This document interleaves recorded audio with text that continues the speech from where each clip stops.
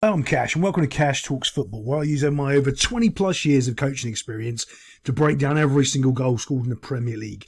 Today we're doing Manchester City against Liverpool on this 12:30 kickoff after the international break. Now let me make this abundantly clear. Jurgen Klopp was crying like a baby again in the media because he's had another 12:30 kickoff, which he has.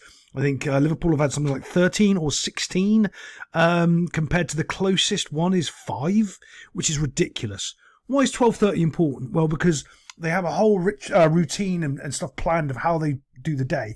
And if it's not at the 3 o'clock kickoff, it completely throws the routine out. If it's at 5:30, that's fine. Everyone gets a little bit more of a lie-in and they go again. But when you've got it at 12:30, especially after an international break, where everyone else has been all around the world, it does mess up the rhythm of the game. And you could see that in both Manchester City and Liverpool. It was probably a 6 out of 10 for both sides. Both teams were pretty poor, but I want to highlight this first goal when I start breaking it down here. And it's very interesting if what you see in when you watch the game compared to how they break the highlights down, because the highlights always have an agenda. Because if you don't know that, everything's got an agenda. Everything's trying to push a team or a narrative over them. Right. So Liverpool conceded a goal because their goalkeeper slipped on when he kicked the ball. And the team was all running on the transition. Man City just had a corner. Keepers caught the ball and they all run off down the field like nutters, like they always do. And the ball's ended up just here. Because he slipped, he fell over. So what that meant is all the midfield are out of position. Everyone's out of position because they've all run past the point where the ball is. Okay, and no one's really sort of doing much to win the ball back because they're kind of still in this transition phase. All of a sudden, they go, kind of jogging over here, and this is what ends up happening. You've got 3 players, which should do better, but you've got a defender who just walks straight through 3 players. You can see the rest of the Liverpool's teams on transition. They're down the other end of the field at this time. But what you can also see, which normally hadn't happened so far in the game, you can see this massive pocket of space that's opened up here. Right? You can see that. And all of a sudden, they take advantage of that. Bush goes straight in, and now we're looking at a 4v3 scenario straight away from here, and Haaland's just screaming for it. Also, look how far Virgil van Dijk is away, most overrated Premier League defender that there is. Okay, so the problem with Virgil right here is it's not Joel Matip's player, and you go, yeah, but he's behind Joel Matip. It's not his responsibility. Everything in front of Joel Matip is his responsibility, and everything in front of Virgil van Dijk is his responsibility, and everything in front of whoever this lad is here is his responsibility. He's not done. Look how far away he is from him. It's his job. You can't mark the player behind you, only the player in front of you, right? Virgil can see that guy, and he's nowhere near close enough, especially when this pass comes in. Look, he's frozen. He's running back. He should be right on that player there, or yelling at, I think it's Joel Matip to come back and mark the player, and he does neither. So this is an easy ball in, but whap, smash, and it's in the goal before anyone can even react. But Van Dijk, most overrated defender in the Premier League, has got all this time to react. Look, you can see how long it is here. Look, there he is. Bump. He could jog with him. He could tell this guy to come back. You can see that he's too far away from this player. That separation is huge for a central defender.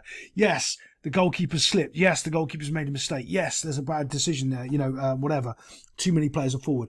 But you've got a central defender here that should be marking the best striker in the world right here. And he's not doing it. Nowhere near. What's he doing? Trying to play him offside? What are you doing? Get close. Get the other guy in. You have to at this point. But he doesn't, and this is why they score a goal. Simple goal for Haaland. Quick feet, 1, 2, 3 with his foot. 1, 2 to push it away, 3 to smash it in the goal. Gets himself a goal. Easy goal for the Haaland. He's up to 50 now, fastest 50 goals in the Premier League. Let's get on to the Liverpool goal, and I'll show you something that's happened in that one. Just before we get on the City goal, I want you to show you this. This apparently was a foul on the goalkeeper. I can see why they're calling it, but I just don't believe it's a foul. Yeah, the guy's got his hand up. You can see he's got his hand right there on his shoulder. Tap, and that's supposed to be a foul, so he couldn't catch the ball, and it's a goal. Yeah, don't think it was a foul. Should have been a goal. Couldn't really see that. Honestly, it's getting silly. Like if you touch a keeper, it's just a foul.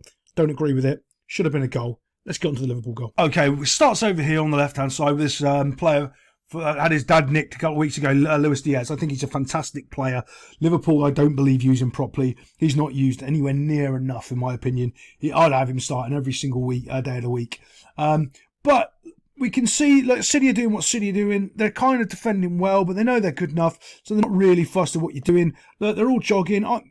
there's no real overloads anywhere. City's got everything under control, and they've got 2 people pressuring the ball, and they're kind of doing it right, which is amazing. People defending properly in the Premier League, except for that. That's awful. We're looking for a switch of play here, and I believe he's trying to play out. He's trying to find this free man over here. Not a bad pass if you can find it. Maybe you can take a touch and have a shot at the net box. Let's look what happens. Bosch. It goes over because it's a poor pass and he's not really into the flow of the game, and it's breaking all the way to the one side. So let's look at this as a tactical point of view right now. You've stretched them on the one side. Now you've put the ball and you've stretched them on the other side. You didn't really stretch them though. What I mean by stretch them, you didn't get them out of the 18-yard box. If you want to stretch them, that's what you do, okay? If you can get these guys out of the 18-yard box, see, sometimes going backwards this way is better, because you pull them and you open up half spaces here to run into.